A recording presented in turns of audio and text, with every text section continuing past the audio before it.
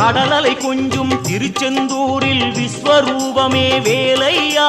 பழமுதி சோலை அறுவடை வீடும் புண்ணிய தரிசனம் முருகையா திருநீர் அணிந்து வரும் போது நெஞ்சில் நிம்மதி பிறக்குது கந்தையா